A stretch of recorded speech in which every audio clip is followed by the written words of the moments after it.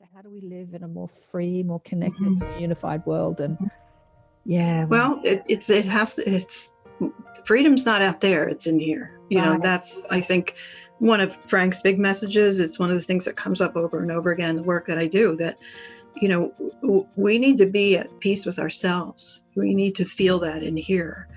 And while we're influenced by the things that happen out there, we really don't have a whole lot of control over that.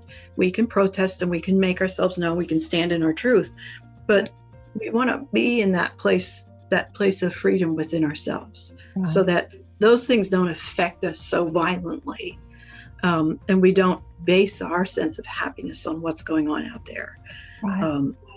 So the inner work is the hardest part. It's so much easier to blame everything else, but the inner work is hard. And this was, again, this sense of what the shift is offering us is that contemplation, that inner awareness that says, where do I want to be? How do I want my life to feel? What do I want to contribute? What do I need to express before I leave here? Yeah. You got to accentuate the positive. Wow, I feel good. A little bit of feel good goes a long way. You're listening to Karen Swain, teacher of deliberate creation, accentuating the positive, showing you a way to a better life. Accentuating the positive, it's not just fad, it's sanity. Who in their right mind would accentuate anything else? If you feel like that's what you want to do.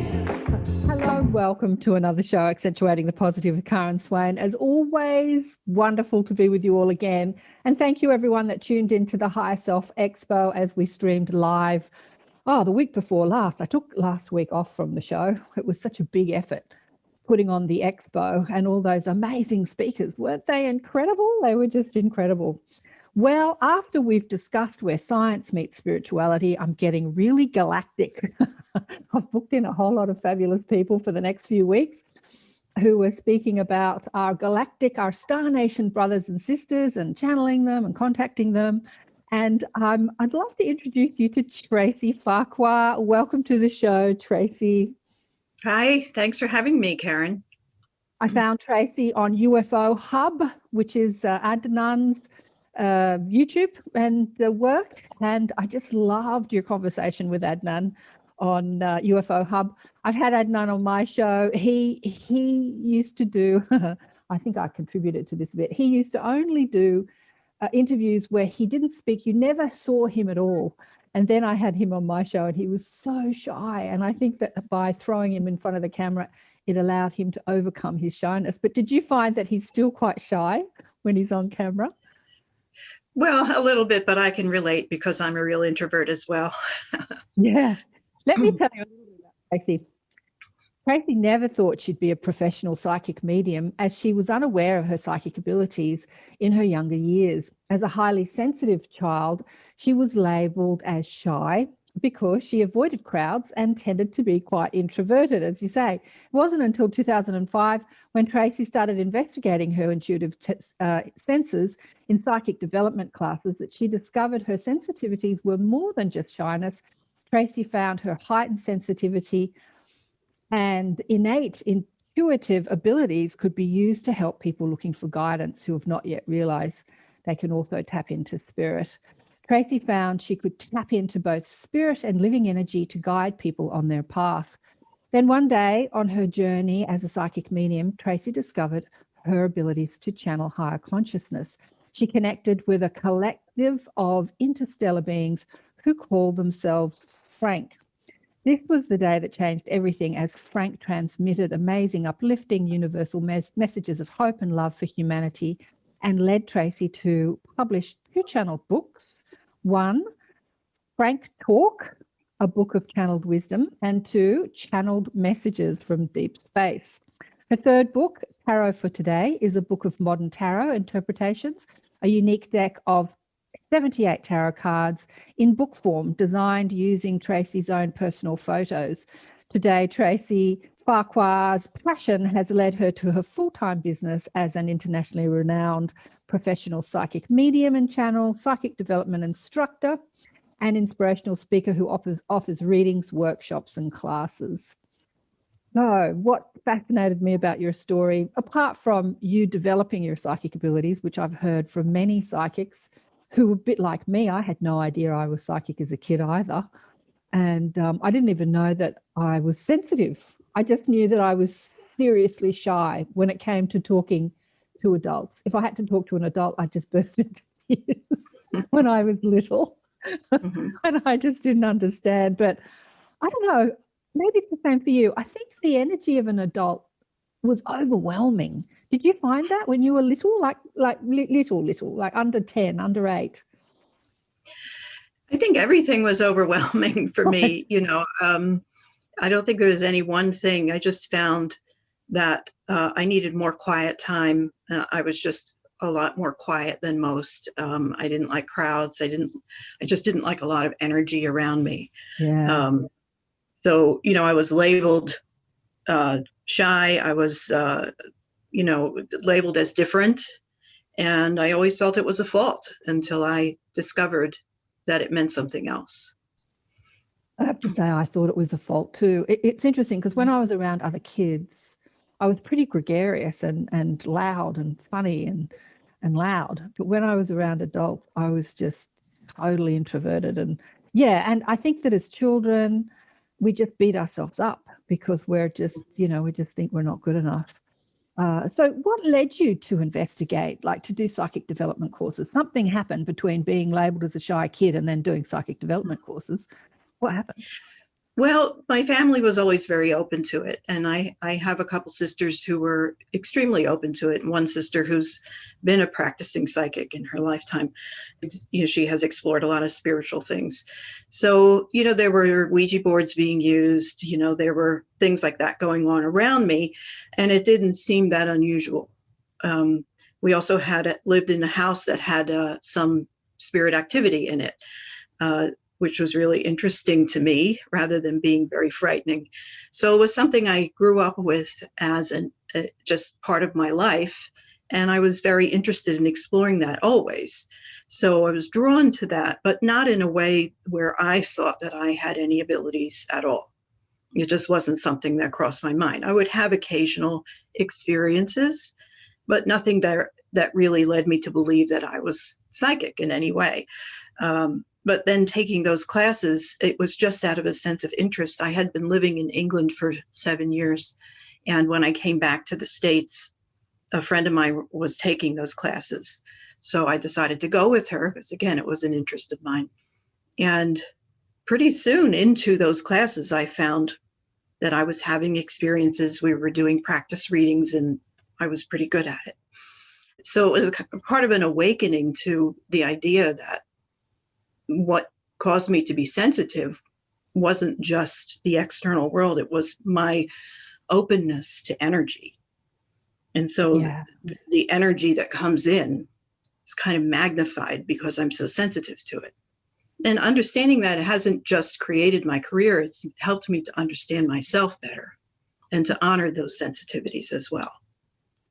Yeah, it's a bit of a dilemma because like many sensitive people who do come into the awareness of their intuitive psychic abilities, now they're being asked to do it, publicly, like with you and Frank. So Frank turns up and now you're being asked. And so you've got to grapple with that shyness and putting yourself out there. How did you deal with that? Because I work with a lot of healers and this was my story. So I use my story to help others on their story. That reticent to want to sort of put themselves in front of crowds or on camera or. Mm-hmm. Well, I think the universe was kind of preparing me for that because I decided to go to university in my 30s. I was a mature student. And after I graduated with bachelor's degree, I went on to take a postgraduate degree and was a teacher then. So I was a teaching assistant. And so it was the first time I ever really stood up in front of people and taught. And I discovered that I loved it, because I was talking about things that I knew about, I felt comfortable teaching, and I never thought that I would, which was really interesting because now I teach a lot. So what I discovered was that if it's something I feel comfortable talking about, If it's something I have some interest and passion in, I can talk for hours. But as far as being in a party and making small talk, no, not at all. That's not my thing. So the shyness is really not shyness. It's more of just being uncomfortable in a social situation. So I guess it's a little social awkwardness more than shyness. Yeah. This sensitivity, you see it with babies so often. Babies are so cute and everyone wants to reach out and grab them, and they're sort of hanging on their mother. And as soon as this sort of energy comes towards them, you see babies retract and go, oh, because they feel this energy coming towards them that they have to sort of now unpack, deal with. And you see them hide and shove their faces, under their mother's arm or in their neck or something. But yeah. We're so unaware of our energy as humans mostly, aren't we? And how we're bringing our energy to things, right? We're just so unaware, especially around sensitive people. I think that the more sensitive people there are in the world, it makes us more aware of how we're flowing our energy as humans. So, and I think it's interesting that you talk about babies, because I think we're all born with a certain amount of sensitivity, some more than others, but we can all tune into energy, and it's just a natural ability. And babies and children have experiences all the time. Yeah. But at some point, they start realizing they're getting funny looks from the adults, or they're not being understood, or nobody else is talking about these things very much. So we tend to block that sensitivity, our intuition, our ability to tune into energy, our sensitivity to spirit. When I teach psychic development, it isn't about teaching people how to be sensitive and psychic. It's teaching them to remove the blocks that they've put up to that ability, because it's not really socially acceptable in our culture. Mm-hmm. That's absolutely true. And that's absolutely true. It's so well articulated. Yeah, you don't teach people how to be psychic. You remind them that they already are, and you help them remove the doubt. Yeah, that's all I do too, is that people say, how do I speak to my spirit guides? And I'm like, you're already speaking to them. You've just got to remove the doubt. Yeah. Yeah. So when you tapped into your psychic abilities, did you hear like guidance from your sort of, I call my guides the mob, like your mob that were not specifically Frank? We'll get into Frank in a minute, but did you have that sort of knowing or understanding that you had a team working with you? Well, I think I have an understanding of that, but in a psychic reading, I think the message is more important than the source of the message. So I'm not always sure where it's coming from. I just know it's coming from a higher source, either my higher self, my guides, the client's guides, their higher self. I think it's all working together to bring me the information that I need to help move them along on their path. Now, when I do mediumship reading, which is connecting to spirit, then of course the source is more important, and of course with the channeling as well. But with the psychic reading, I think there's a lot of different sources that come through there. Yeah, absolutely. Okay, let's get on to Frank. Frank fascinates me. What was happening when they introduced themselves to you? What was happening in your life at the time? Like, what were you going through?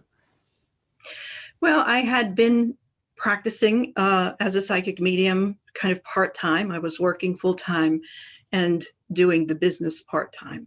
So I was still kind of developing that and getting used to that. But I had been doing it for several years, so it wasn't new. And of course, I feel like I'm continually getting better still. So it was, getting to a point where, I was being more confident about it, doing more sessions with people.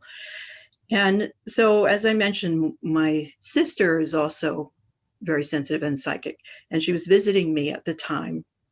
And we had a series of events, it was right around Christmas time, that just kind of told us that something was trying to contact us. Since we're both sensitive, we were feeling these things going on that just kind of led us to believe there was something trying to come through.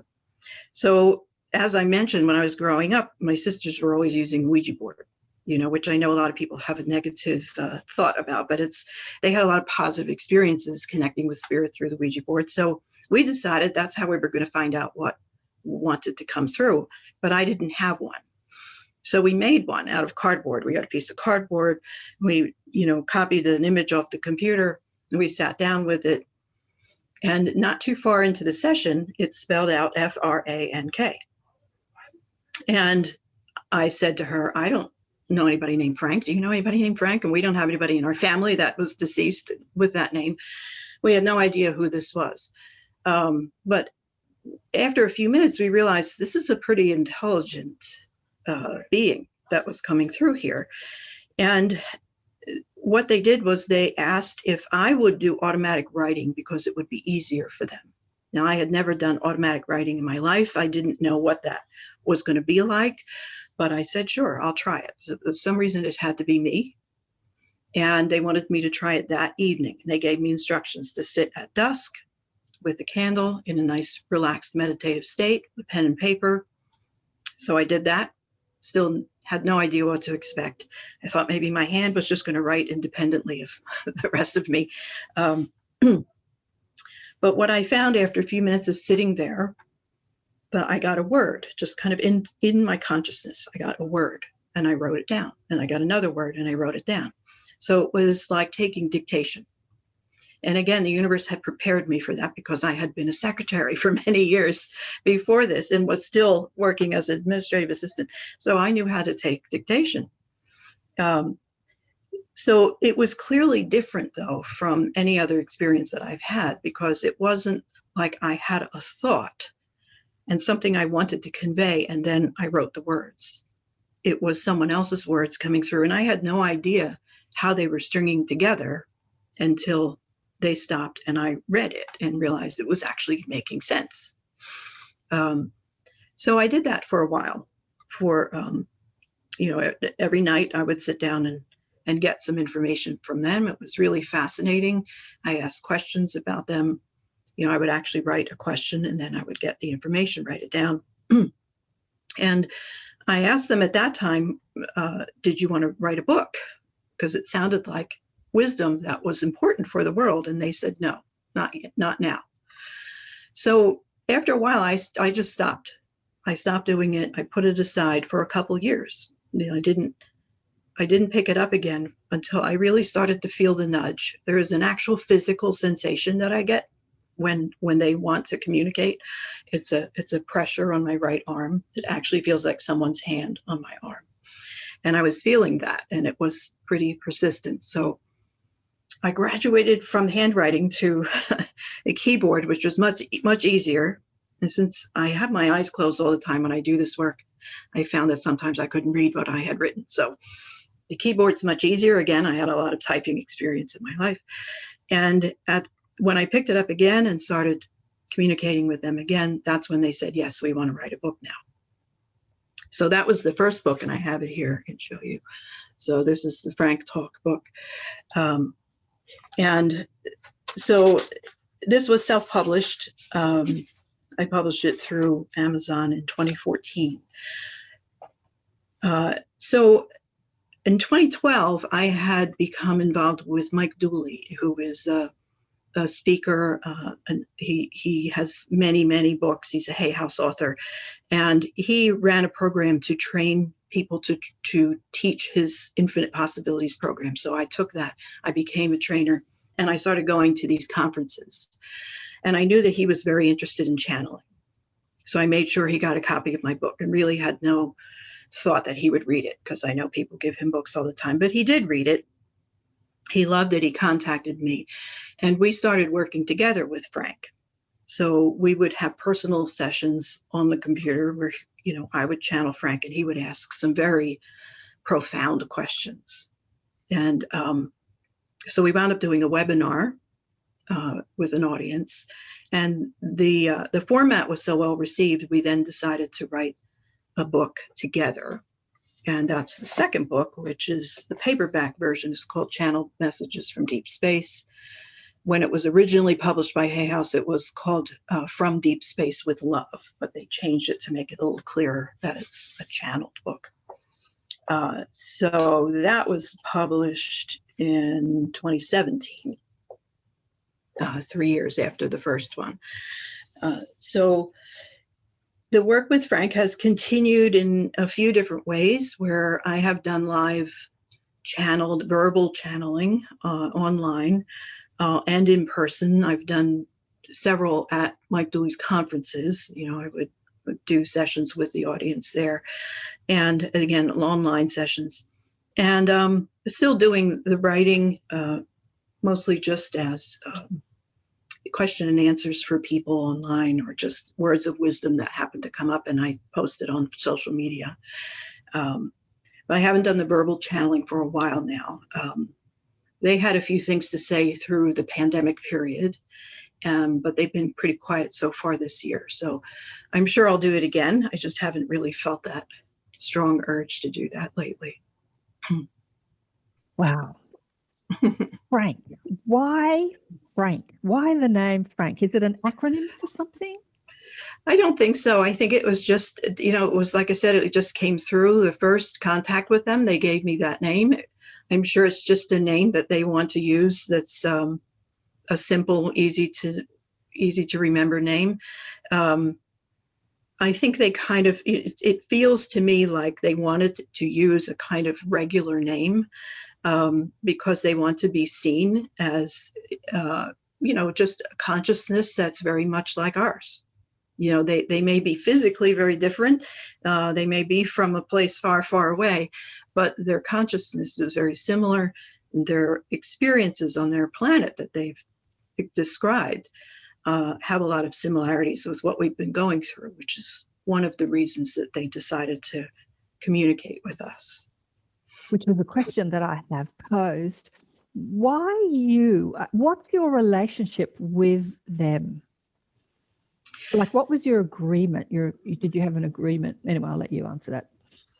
Yeah, I think first of all, when that question has been asked, and what they have said in so many words is that, I'm not the only person they're working with, first of all. Yeah. But so first of all, they're not spirit. So they are living beings who are projecting their consciousness. And that consciousness is their spirit energy. It is part of that higher awareness. So they're aware when someone is sensitive to energy. So it seems to me that they're able to kind of, I don't know if they get a visual of that or just a sensation of that they can feel when somebody is sensitive to energy. And so they found me that way because I was doing that work. I feel like because especially the mediumship, it's very similar. It's very similar work. And so I was used to connecting with non-physical energy and was comfortable with that. Also, I think my belief system is in alignment with what they talk about. And I think that's important as well, because I have a very clear intention that I don't connect with anything that's not in alignment with my belief system and my intentions. So I'm only ever connecting to higher energy, higher consciousness, whether it's spirit or, extraterrestrial. So that, I don't think my consciousness would let anything in that wasn't in alignment because I have that intention. So I think they're aware of that as well. Also, I have to say that, in thinking about, again, how things led up to this, because we know there's no coincidences or accidents. When I took that psychic development class, the very first night that I sat in that class, I was seeing a being behind my teacher. And I never really saw anything like that before. But it was taller than him. It was kind of shadowy. So I kept thinking I was seeing like an after image, so I would squeeze my eyes shut and I would try all kinds of things. And finally I asked my friend who had been taking the class, all right, what is this that I'm seeing? Because I'm seeing something behind him. And she said, oh, that's his spirit guide. It's the blue man, and he's an extraterrestrial. So I actually had a few experiences and meditations in that class with this blue man, which were really kind of trippy. But there was something about that I feel is somehow tied into Frank. And I had some other experiences that I felt like I was kind of being checked out, kind of scanned, actually, to see if I was, at the time I had no idea what that was, but now that I think about it, pretty sure it was related to Frank coming in, even though it was many years before they did. It was several years before they did. So again, I don't think I'm the only person that's dealing with them. They may use other names with other people. I'm not sure, but I've had some people come to me and say that they feel like they've connected with Frank as well. So, they have come here to share their story because it's similar to our story on Earth. They were very close to annihilation on their planet. They were much farther along in the environmental destruction than we are. So, they have shared a lot of wisdom about how they turned that around. And a lot of that is in both books. I'd love to hear about your trippy experiences with the Blue Man. I've got more questions about Frank, so I'm getting to them as people are like thinking, tell me more about Frank. Well, in one meditation, and the interesting thing is that I came into this class and said, I can't meditate. I'll go along with it, but I'm not able to meditate. Well, by the second class, I'm in full-blown meditation. This is a good teacher I had. So in one of those meditations, I kind of went off into wherever I went and was no longer hearing the voice of my teacher in the guided meditation, but I was seeing myself seated in a chair. So I was witnessing this in my inner vision. I could see myself seated in a chair, and I saw a being near me, which I knew was the Blue Man. And every time that I have visualized him or that he's come to me, he kind of looks like a knight in armor, full-bodied armor. It's really interesting. It's nothing that I can see of him that is human. It's all this kind of armor. So I'm sure that's not what he really looks like, but it's the way that he presents himself to me. And he was just standing there, and I was visualizing and seeing this like vortex of energy swirling around me. And I could just feel this swirling energy. And then this being, this Blue Man, he handed me a box. And the box had an X on it, but for some reason I saw it as 4 triangles. I really am not sure what that meant. He handed it to me, and in the vision, I took it, and it kind of went into my heart. And when I came out of that meditation, I felt like I had had 12 cups of coffee. It was the strangest sensation. I was vibrating. And so I raised my hand, and I told the teacher what happened in the class, and he brought me up to the front of the class. He did some Reiki to try to calm my energy down, but I literally couldn't keep my eyes closed. It was the strangest sensation. And when I went home, I thought I wouldn't sleep, but I did.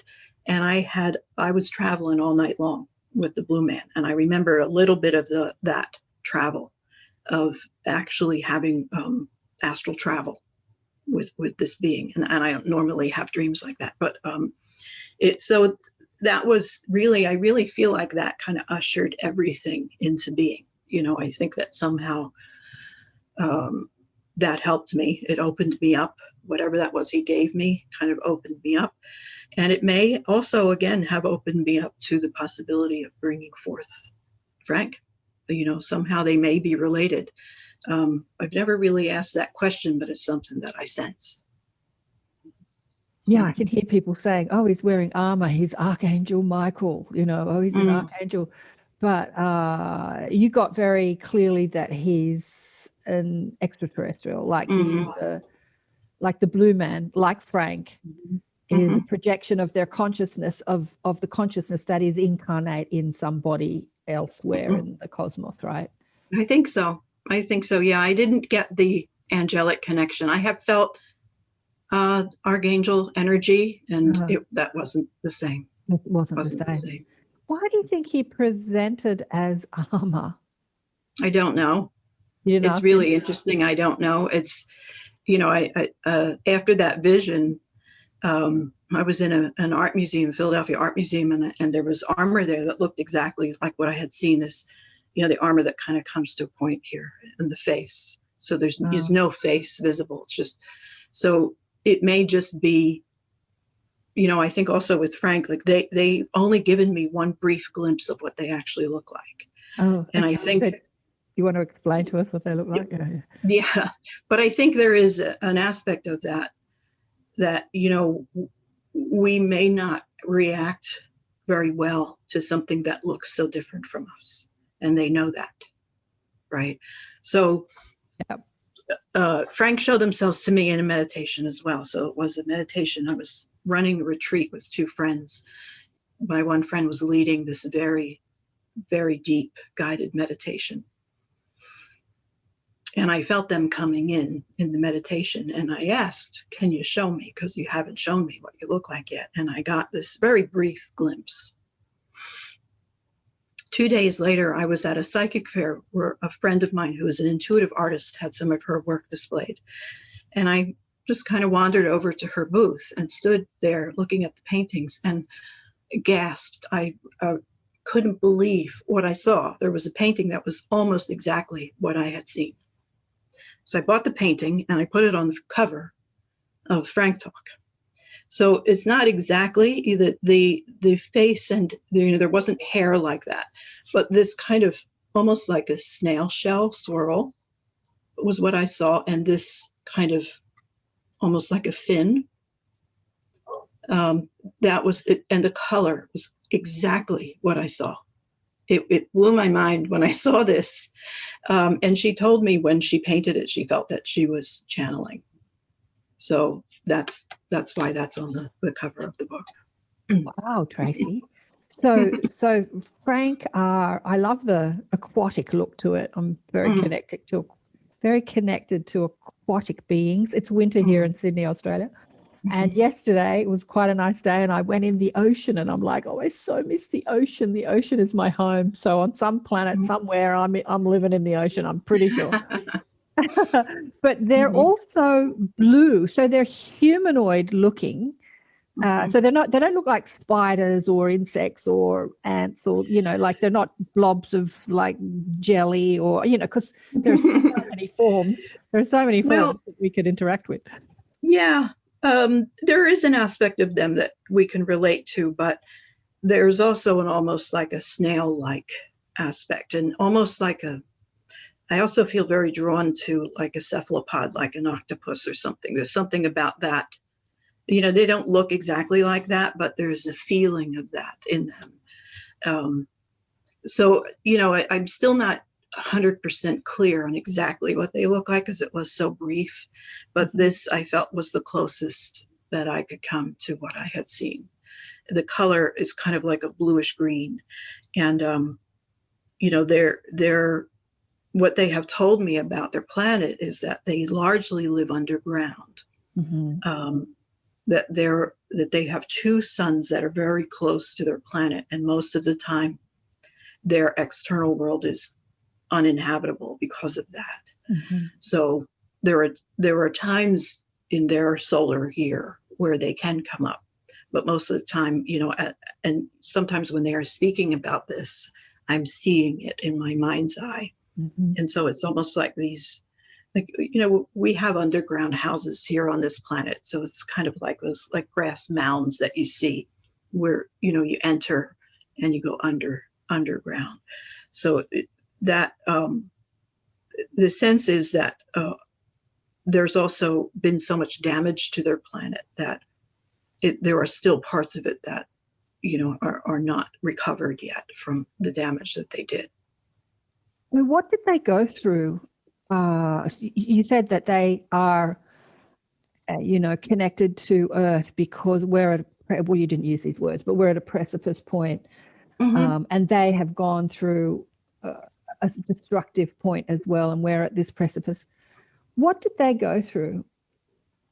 Did they have like some solar ejection that sort of burnt the planet, or because that's a lot of people are speaking about that. It's all over the internet at the moment. I seem to be completely consumed with it. It's Sue Walker in my online group the other day, and her galactic guides are talking about this, that we're up for some big solar surprise. What they talked about mostly was influence on the planet, not necessarily a natural influence, that that they misuse resources, just very similar to us, that they were not environmentally aware. They damaged their own planet by misuse. And also this sense of the idea of capitalism, although they don't really call it that in their culture, it was still this that kind of overtook any sense of responsibility to the planet, and that they were at such a bad place with that, at that precipice, as you said, that there was a core group of scientists, which they present themselves as scientists, who really understood that they had to bring some kind of higher awareness to this situation. And so they studied consciousness more deeply, and they started to understand consciousness more deeply, and they started to meld the idea of science and spirituality, even though a lot of people were resistant of that. So it all sounds very familiar, right? And so through that, kind of higher wisdom, they were able to find other sources of energy. They were able to convince people to shift the way they were thinking. They actually got rid of a monetary system. They no longer have that. Hallelujah. So that was only through this kind of higher consciousness. And in studying consciousness, that's also how they learn to kind of project their consciousness through the universe. And they have connected with lots of other beings and planets, and it's just a really fascinating thing to as the channel for it. As I said, sometimes when they're talking about this, I get visions of it, and I can feel the energy of it. It's just amazing. Well, as you're talking about it, I'm getting huge amounts of visions about it, and I'm seeing that this happened a long time ago, and they've been through many iterations since. They've been through many evolutions since, where they're currently connecting to you from. But they're talking about this because this is where we are at the moment. But I'm just seeing, in linear years, like eons of time pass since that happened. Then. Yeah, I mean, it took a long time for them to get to that place. And, relatively, even though it was still a long time, it was a relatively shorter time to kind of reconcile with that and start to move forward. And they talk about how there's always dissenters, there's always resistors to change. And they had to really push a lot of this stuff because just like us, people resist change and changing the way that they think and live. But it was they had to convince people it was the only way they were going to survive. So, I think that they've come at a time where, those of us who do this work know that we're in the middle of this huge shift, especially like right now at this point. And, when we went into the pandemic period and, all that stuff was happening, I started to go back through the books and I'm thinking, oh my gosh, this is what they were talking about. They never mentioned a pandemic. They never said anything that, they don't predict things for us. But so many of the things that they talked about were so much in alignment with what was going on, with our American government and with the pandemic and, the systems that needed changing and how people were becoming more aware of the need for that change. So it's pretty astounding to look back and see that they, that they kind of saw this coming. Again, they don't think of themselves as psychics, but they knew enough from their own experience to see where we were headed. But they also see the potential, and that's why they're here. They see that we have the potential to be so much better, to create change. They are great admirers of ours. They love this planet. They talk a lot about how there is no other place that they have been where there is such a wide diversity of life and beauty. And beauty, the natural beauty. I heard you say that on Adnan's show, that, and I've heard this with so many of my guests and who are talking to extraterrestrials either through channeling or other means, that the natural beauty of this planet and the diversity of life far surpasses pretty much every other planet in the cosmos that they know of. And we have to look after it and protect it. But I've heard that same story about planets being destroyed and people, you know, civilizations living underground. And the top of the planet is a bit like Mars, you know, it's very desolate, and it seems to be kind of a common story in the cosmos. And the warning is for Earth humans, don't let it happen to you.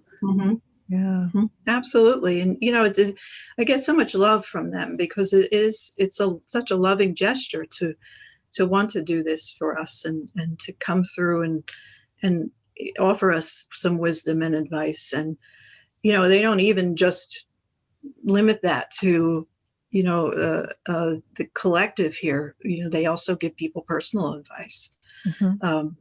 You know, again, they don't predict things for people. Sometimes people expect them to, but, you know, they will say, you know, this is a way that you can deal with this from a higher perspective. And, you know, this is where you can start to move toward your potential. Because I think, you know, what they've helped me to see is that we are each an individual, we each have an individual experience of the whole, and we're each individually participating in the whole. So as we shift our own thinking and our own ways of seeing the world, our own perspective, we're also contributing to the collective shift. And it's been a very interesting few months for me as a psychic medium. I've been doing a lot of readings for people, and everyone, and I'm not even exaggerating, every single person is at a crossroads of transformation. absolutely. It is really incredible to witness. And a lot of people are very uncomfortable with that. And a lot of people have had their lives really shaken up to get to that place. But again, it's so much what Frank has been saying, that, you know, we need to open to change so that we can participate in the shift. You know, the shift is happening whether we participate or not, but we want to direct it. We want to participate in this sense of shifting towards something better. So if we do that individually with ourselves in our own lives, you know, we're also creating that enormous wave of change globally. And I feel it, and it's happening. And, you know, it's not always a great feeling because we're uncomfortable with it, but I know from my work with them that we're heading for a better place. Yeah. Oh, absolutely. Absolutely. It's the mass awakening. It's the great awakening. I don't know. We've been talking about, I've been doing this work for a long time. We've been talking about it for a long time. And I remember like 20 years ago, we used to gather in our groups and talk about it. And I'd look out into society and think, I don't see anything changing. But now I see everything changing, and it's very exciting. And change is not comfortable. Change is so not comfortable, and we resist it. My life has been, up until about 8 years ago, I was moved every year or two. I never lived in a place longer than 2-3 years was the max. So that's a huge amount of change. You pack up everything, you know, like, and it is uncomfortable and inconvenient. Bloody inconvenient. But I, as I sit here listening to you, Tracy, I see how it's been a schooling to adapt to change. Where if you're moved on, don't get too comfortable. I'm going to move you on. It's like you become very adaptable, and you just dance with life. I was having this conversation with a friend the other day who opened a center, and then we've been in lockdown for the past 6 weeks. And so I'm like, and he's just dancing with life. Like, I can't make any money. I can't get people together. But you just got to dance with it. What else can you do? We've got to adapt to the changes. Yeah. Well, that, you know, my own story is all like that as well. You know, as every time I would learn something new and I would be practicing new things, my intention was always to continue to grow and learn and expand and you know, pass that along to the clients and build my business. So I was putting that intention out there, and then something would show up. And I would say, yeah, but not that. that's not what I had in mind. So no. And then, it would take me a while, but I would eventually realize, wait a minute, you called that in. You asked for that. And just because it's not something you expected doesn't mean it's not for you. So every time I would say, okay, and let that in, it would open up another door and another door and another door. But that had to happen many, many times. And the channeling was one of those things. Yeah. You know? Because I was like, I don't think so. This is even strange for me. Absolutely. You could have been very comfortable, had a very comfortable, cozy life as a psychic channel, doing readings for people. Lots of people reach out and wrote, what's in my future? Am I going to make money? Am I going to find the love of my life? I've worked with many psychics. I started the radio show 12 years ago with a psychic who worked as just your regular psychic medium, and she was so bored because everyone asked the same questions. Yeah. So, it was, like I said, the channeling was never on my radar. I mean, neither was doing online readings or phone readings, or, neither was teaching, so, as those things came up, they helped me to expand, and Frank was an unexpected gift.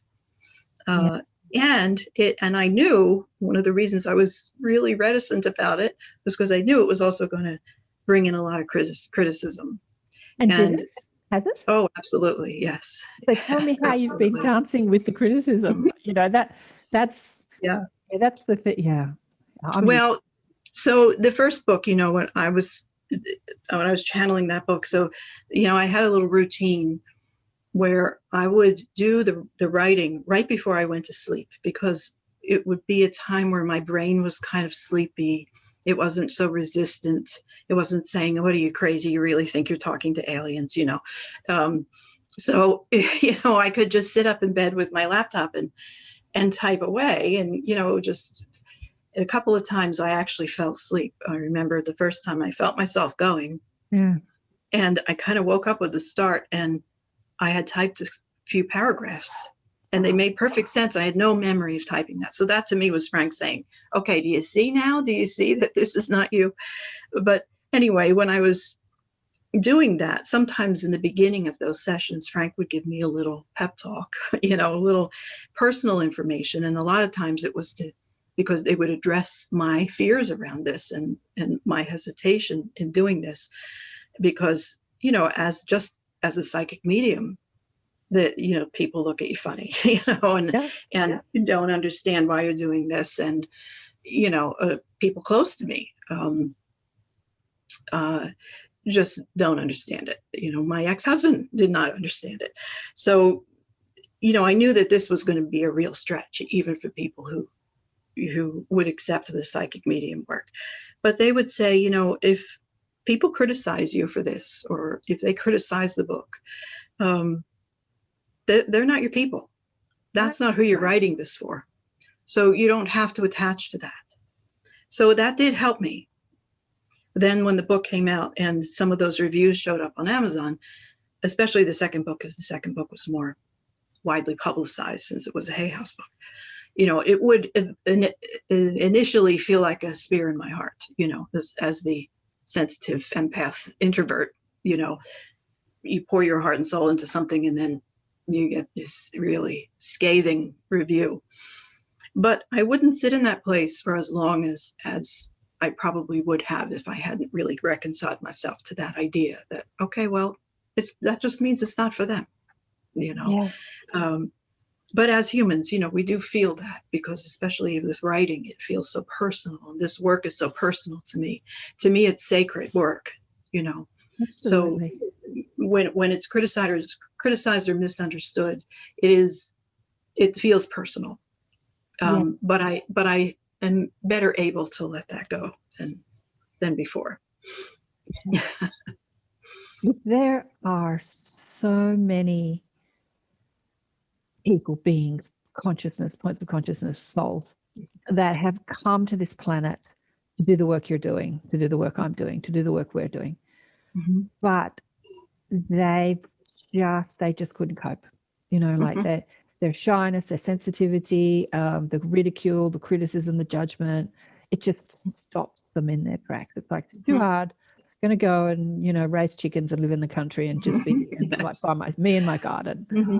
And I feel like part of my mandate is to capture these souls and just like burn them on, like you can do this, you can do this. Mm-hmm. Like with Adnan, I saw that in him. I saw this incredible intelligence and this unbelievable shyness and this creative, like the way he puts together UFO Hub, it's just beautifully done. That was what struck me about his channel. I'm like, who's behind this? This is beautifully done. And and now I see that he's conquering his shyness and he's actually putting himself on camera, but he's still totally awkward. Yeah. But he's doing it. He's doing it. And yeah, it is the most challenging thing I've ever done.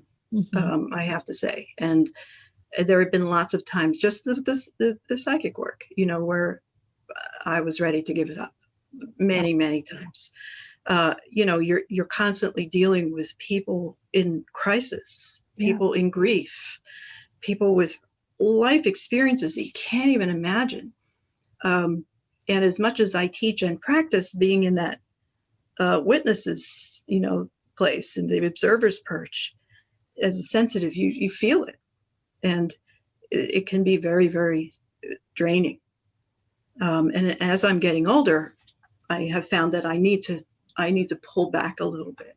So I have kind of cut back on my hours. I only take a certain number of readings a day. I need to really manage my energy. Right. So, I have stopped doing some things, and I'm much more cognizant of where I am energetically and what I need. And, going out in the country and raising chickens is starting to sound really good, but I still want to do it. I'm not it's so much a part of me that I'm not really ready to give it up. But I'm not doing some of the things that I used to do.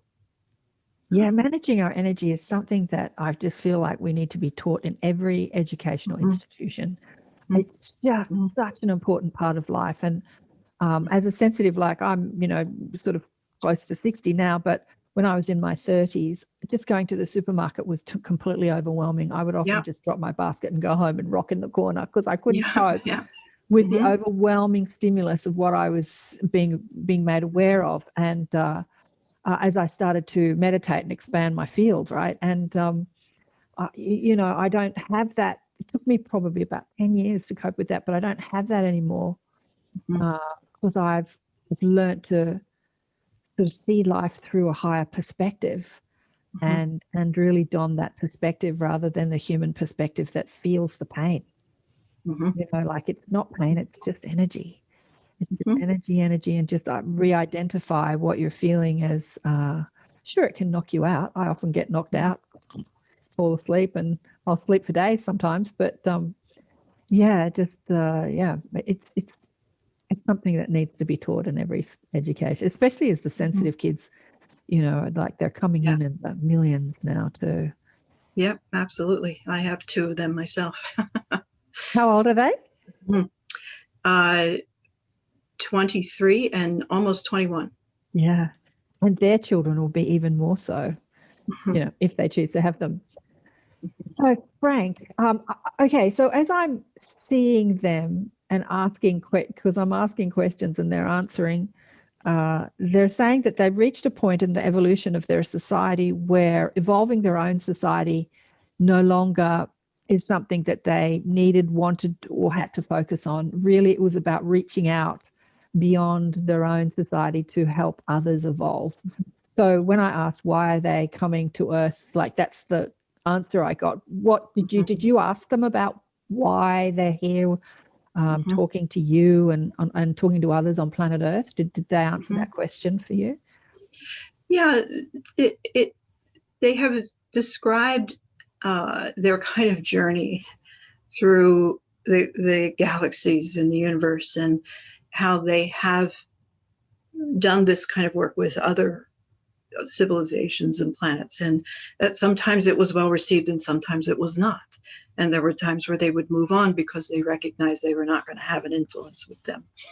But it also gave them a greater awareness of the different types of beings, and they've talked about that in a very interesting way, and talked about some of the experiences we have with visitors, and how that from their experience they are not in any way wanting to harm us, but that some of them don't have the emotional intelligence to understand that they're scaring us or that they are harming people. It's not that they're doing it on purpose, but anyway, in those travels, they that has been their intention, to help other civilizations. And so when they found us, first of all, again, just really enamored by our planet, and just, they're so loving with us. I think they just really admire us and what we as a civilization have created here.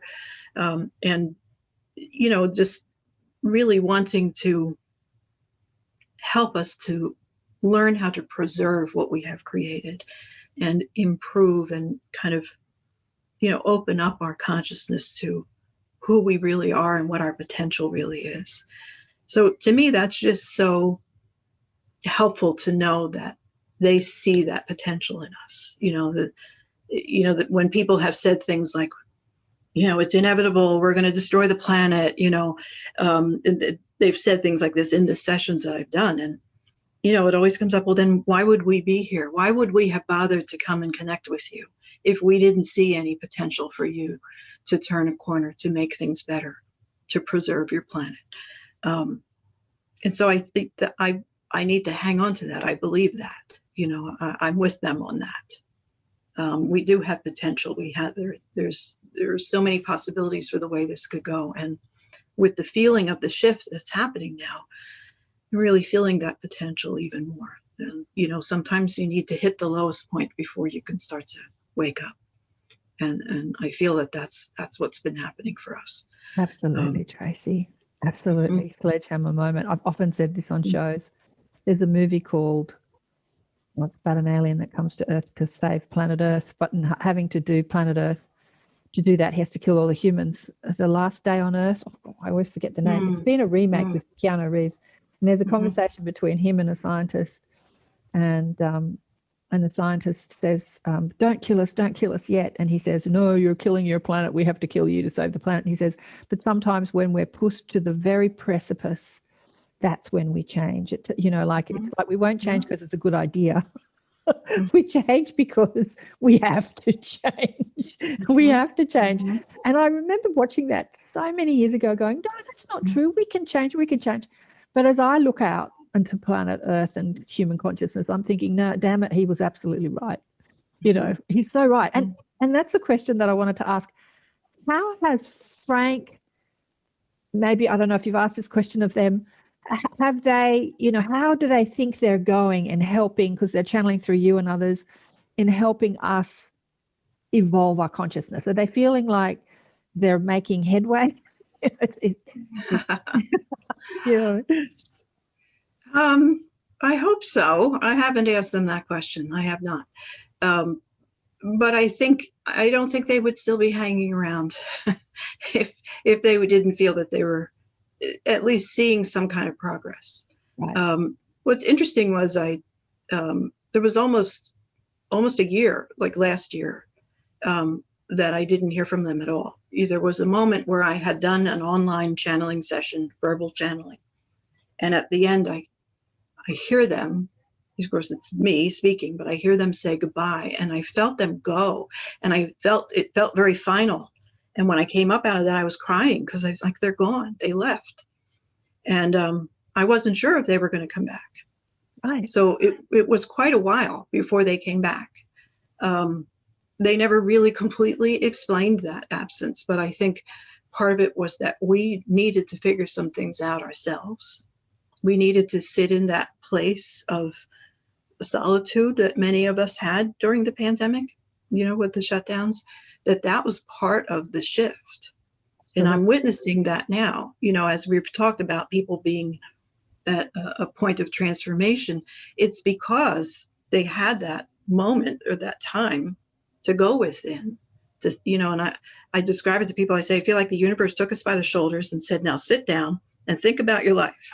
Right. Because normally we're just running the hamster wheel, and we don't stop to think about, is this really where I want to be? Exactly. So it feels like so many people did that now. And again, they weren't happy doing that, but we were kind of forced into it, that we're now starting to recognize that we have the ability to make change, both individually and as a collective. And that's huge. It is huge. It's huge. Makes me want to cry. It's huge. It's absolutely huge. As I said, we've been in lockdown, everyone was out on the streets on the weekend, all over the world, protesting the lockdowns. And as I look around at all the shops that are shutting, like they did it a year ago, they just closed down, businesses closing down en masse. And these 6 weeks that we've been in lockdowns, I'm just looking at all these empty shops everywhere. I'm not seeing the sadness of it. I'm seeing the evolution. It's like when you're forced to change, you got to change. It's like me being moved. I'd move into a house and the landlord would say, she'd be a friend, oh, I want you to stay here for 5 years. And then 6 months later, she'd go, oh, we're going to renovate the house. You have to move. It's like you're forced to change. You know, you have to adapt. You have to come up with new ideas. You have to think.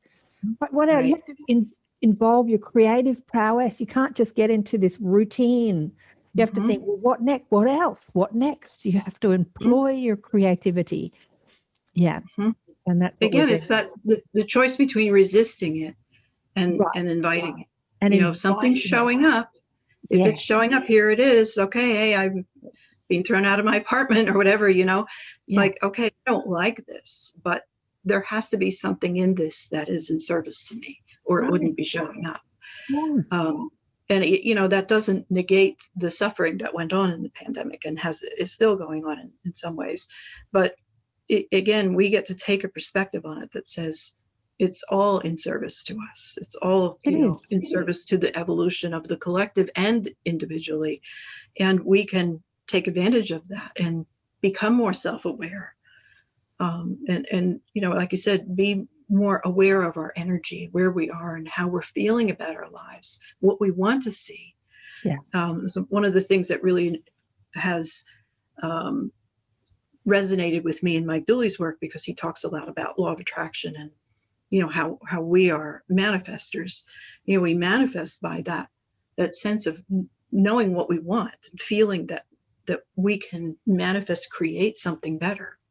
And that's what's happening. It's not an overnight thing, and it certainly is not something that's easy, but it never has been. If you look over the history of the world, we forget. We forget what it has taken to change systems. The people who it usually takes some sort of world war, right? Yeah, a Holocaust. Child labor laws, women's rights, racial equality, all of these things have taken a lot of unrest and in stirring up of energy and people dying, for these causes. And even though we're not quite where we want to be with some of those things, we forget how much progress we've made in a very short amount of time. And again, it's like these things shake us awake. They do, because we don't wake up easily. We don't wake up easily. Just like the guy said in that movie, "When the Day the Earth Stood Still," I think the name of the movie is. When you push to the precipice, then you'll change. But someone sent me people send me stuff all the time. A video this morning of this Aussie guy screaming about the current, like in his very Aussie accent. You think, and every second word is F. You think, and as I'm watching this guy, I'm thinking, nothing he says is based in logic, but everything he says is based on his intuitive. Like there's some gut feeling. He knows that what's happening is not right. He hasn't got any logic to explain it, but he's just full of swear words and anger. And as I watch the thousands hit the street on the weekend, humanity's going through a powerful step one process. Esther Hicks would say, because like Mike, I teach the same thing. Esther Hicks would say, when you know what you don't want, you know what you do want, because it'll be the opposite of that. But knowing what you don't want is the first step, And so I watched 30,000 people hit the streets in Sydney on Saturday. I didn't go out there. I watched it on the YouTube. And screaming about what they don't want, and they're saying, we want freedom. We want freedom. We don't want these laws, and we don't want these lockdowns, and we don't want these passports. And so there's a lot of they know what they don't want. And they're all screaming for freedom. So then we have to employ our creative ability to okay, so how do we live in a more free, more connected, more unified world? And it's freedom's not out there. It's in here. That's, I think, one of Frank's big messages. It's one of the things that comes up over and over again in the work that I do, that, we need to be at peace with ourselves. We need to feel that in here. And while we're influenced by the things that happen out there, we really don't have a whole lot of control over that. We can protest and we can make ourselves know, we can stand in our truth, but we want to be in that place of freedom within ourselves, Right. so that those things don't affect us so violently, and we don't base our sense of happiness on what's going on out there. Right. So the inner work is the hardest part. It's so much easier to blame everything else, but the inner work is hard. And this was, again, this sense of what the shift is offering us is that contemplation, that inner awareness that says, where do I want to be? How do I want my life to feel? What do I want to contribute? What do I need to express before I leave here? Yeah. And a lot of people are thinking about that now. Absolutely. That's so fascinating that Frank left you alone for that that introspective time that we all went through in the lockdown. That's so fascinating. It's like, okay, everyone's got to sit still, stay at home and think. So we'll just leave and let you do your thinking.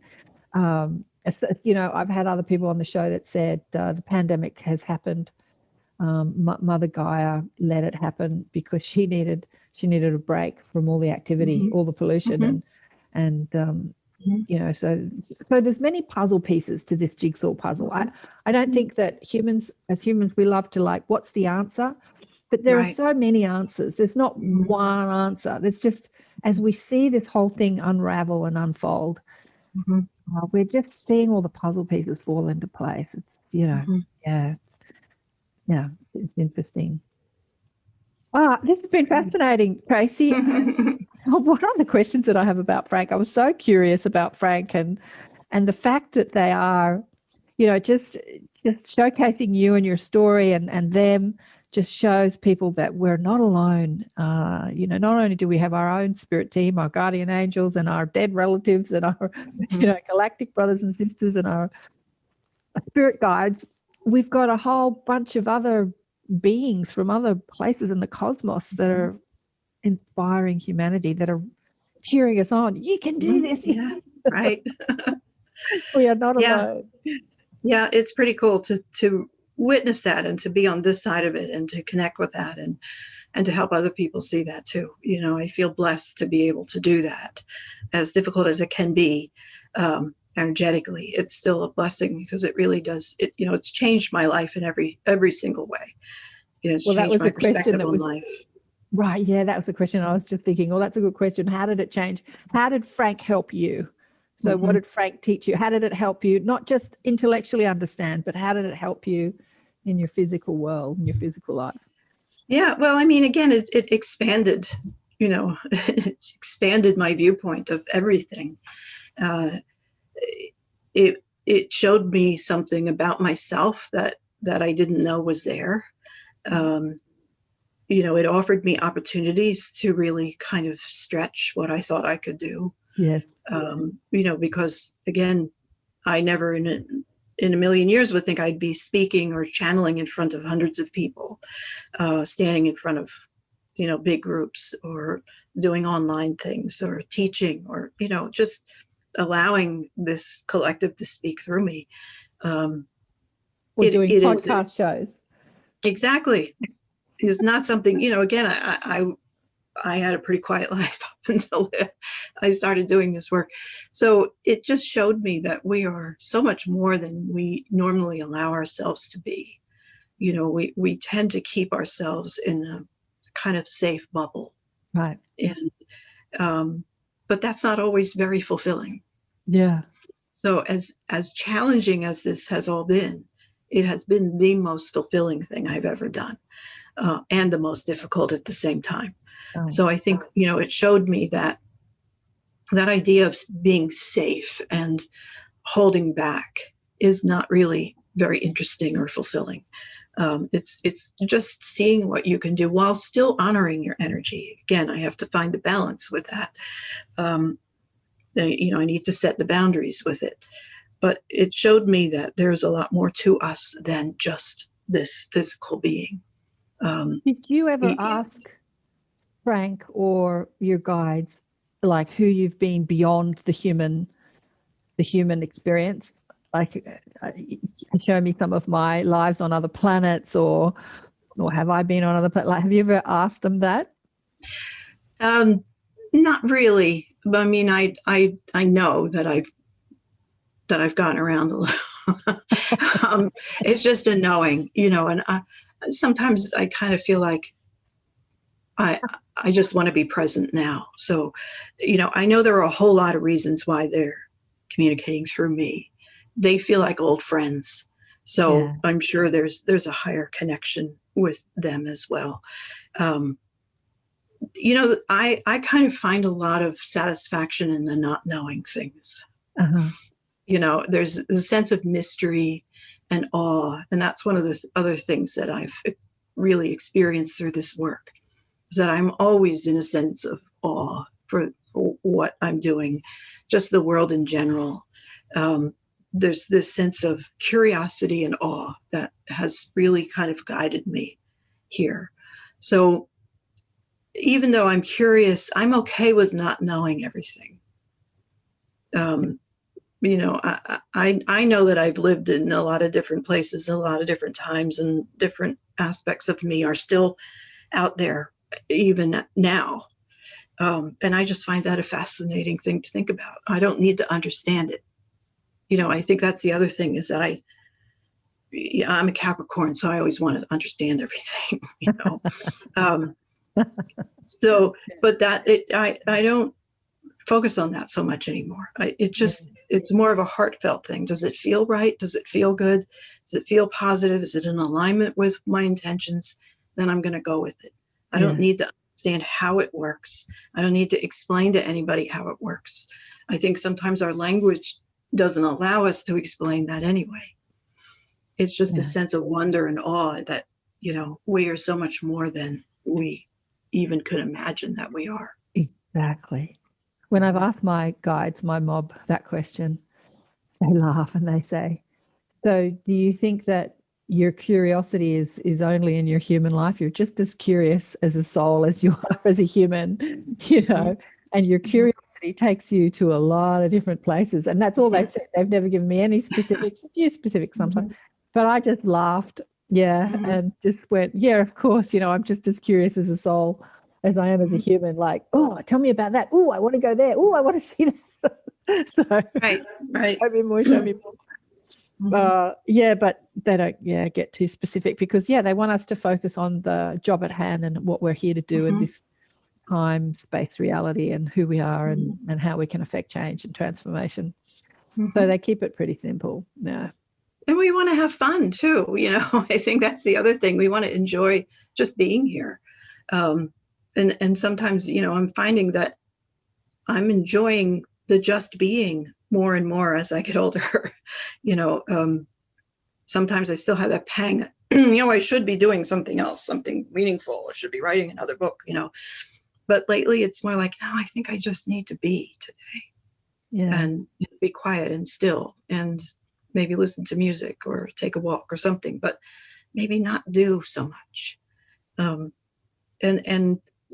I think we need to appreciate that as well. It's another thing that we can get from what we've been going through here, is to just appreciate the time that we are here, because we never know how long we're going to be here.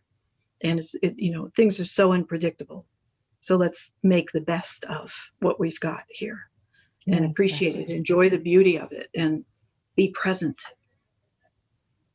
Right. Yeah, I think the most important work that we can do, Deepak Chopra would say, do less and achieve more. And I've had many teachers on the show that say have a similar message, is the expansion of our own frequency. Because we are all connected, the more we feel good about ourselves and our lives, and just the more we feel good, the more we're actually affecting change. Which is something that I think, I want to tell that 30,000 people, or hundreds of thousands of people, or millions of people that were screaming on the weekend and being angry at what's happening. They don't understand that actually feeling good is so important, because we're all connected. And so feeling good is actually doing the work. Visualizing about what you want, feeling good about it, so important. So sometimes that looks like swimming in the cold ocean, going for a walk, just appreciating. Mhm. Oh, Tracy, it's been so beautiful. Any last messages that you'd like to get in there before we say goodbye? Well, you can always pick up the books and read them. The first one is more of an introduction, so you'll find out more details about how Frank first came through. The second one is all question and answer format. So, again, Mike asked some really probing questions that, really fascinating stuff that has come out of the dialogue between Mike and the collective known as Frank. So, I think keep an open mind, as much as possible. Keep an open heart. Allow your heart to speak to you. This is a huge message that is coming up a lot lately. We are so thought-based and intellectual, logical, beings. We're taught that that's the only way that we can function in the world is to figure everything out. Mm-hmm. Nothing wrong with that. We do need to function. We do need to be logical. We have to be human. We need to feel everything out instead of figure it out. We need to feel everything out. So to me, that's what the shift is all about. It's the divine feminine energy, is the heart-centered energy. It's the feeling self, it's the intuitive self. And if we can learn to balance the thinking mind with that feeling self and really tune into that deliberately and intentionally and ask ourselves more often, how does this feel? What am I sensing here? What am I feeling about this? And stop seeing that as a weakness. Again, as we've both talked about, being sensitive individuals has, we spent most of our lives thinking there was something wrong with that because that's what our culture tells us. Right. I was sent to the school psychologist in 6th grade because I was so quiet. There must be something wrong with her, so I internalized that for most of my life. So wow, I was coming to the place.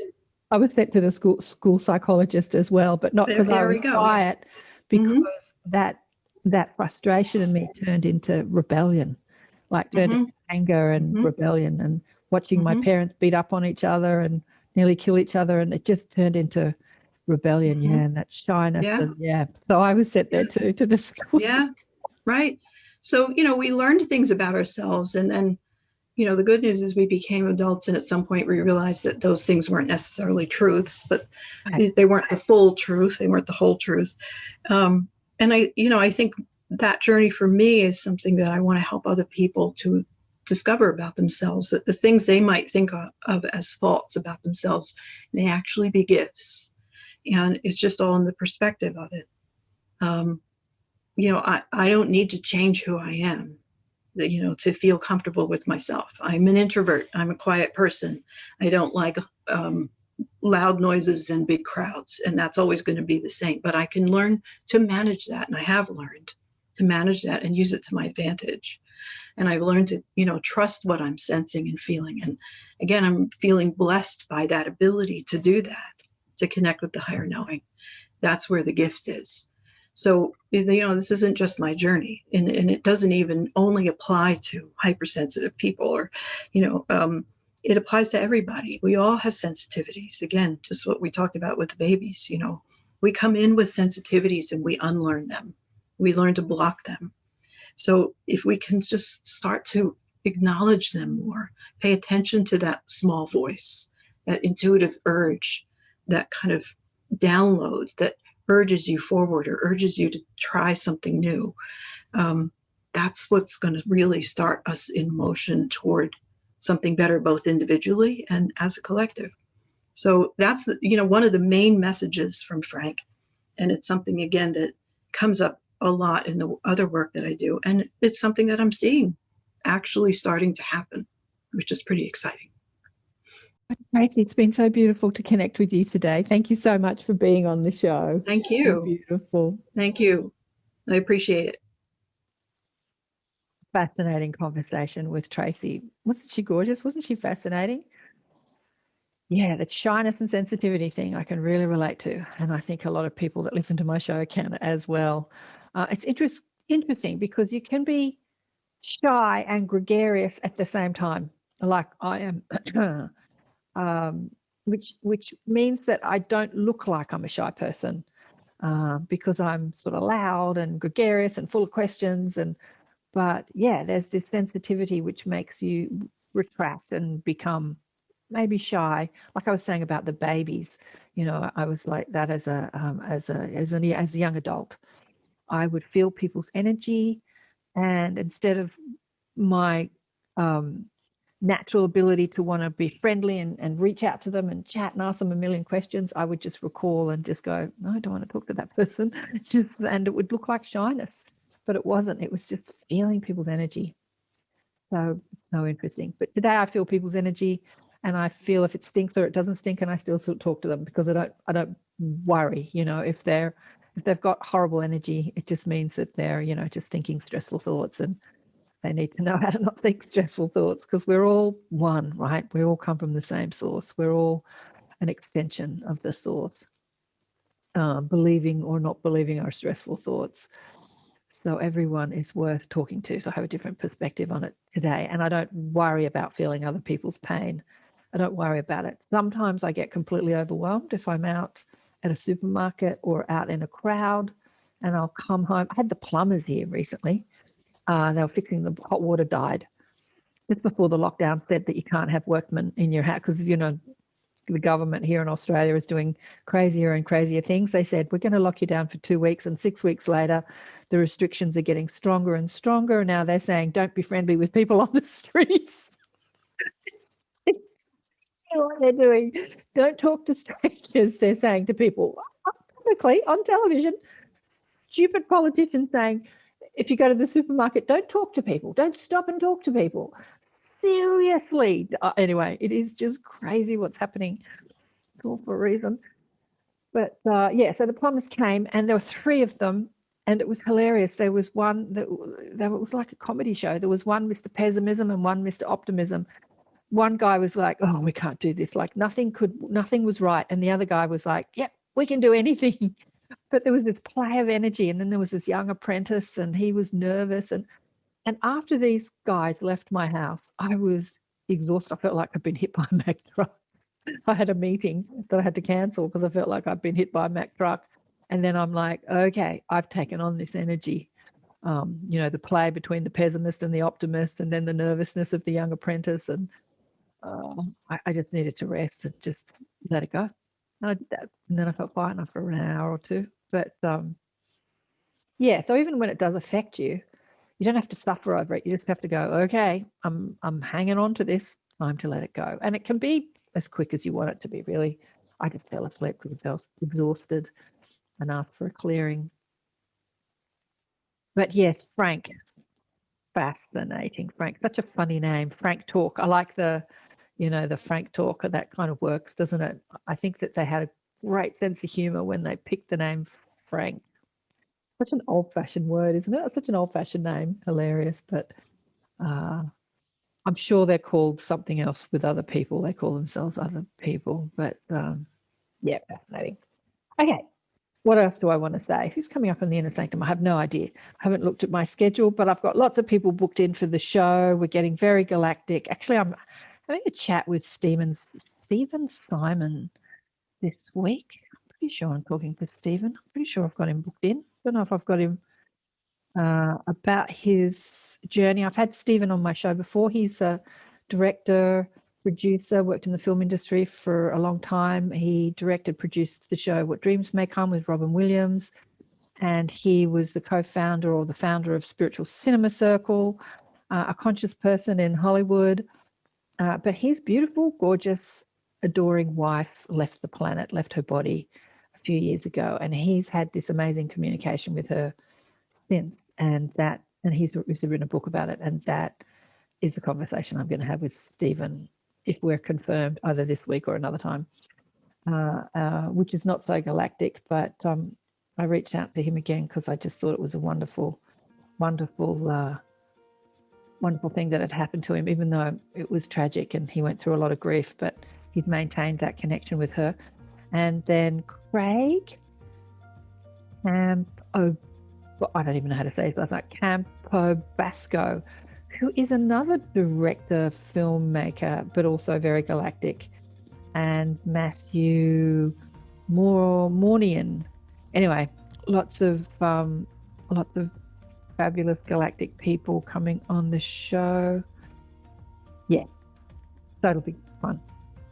And if you want to continue these conversations and meet other people that love these conversations, join us in the Inner Sanctum. We get online weekly. We had Sue online this week. Sue Walker, I'm just finishing editing that, uploading the highlights. We quizzed her about all sorts of things. She was recently on Third Eye Salon with Kat, Linda and Gillian. And she was saying, on the Inner Sanctum the other day, that basically she was downloading the information as she was saying it on their show. It was a bit frightening about the coming Earth changes, but we nutted that out and talked about that in more detail, what that means to humanity. And we talked about evolving our telepathic abilities and all sorts of things. So I'll be uploading the highlights to that soon. So if you want to join the Inner Sanctum, please do so. Love to meet you. Love to meet you there. It's seriously so cheap. It's like less than $10 a week for Australians and less than like $7 a week per session for people in the US and Europe. I know other people that charge $75 to $100 a session for the same sort of thing. But some people do it for free and some people charge a lot more. Go figure. Anyway, lovely to please like and subscribe and share the shows, and lovely to be with you all. Remember to, if you haven't already bought it, check out the book Awakened by Death. Bye for now. Thanks for watching.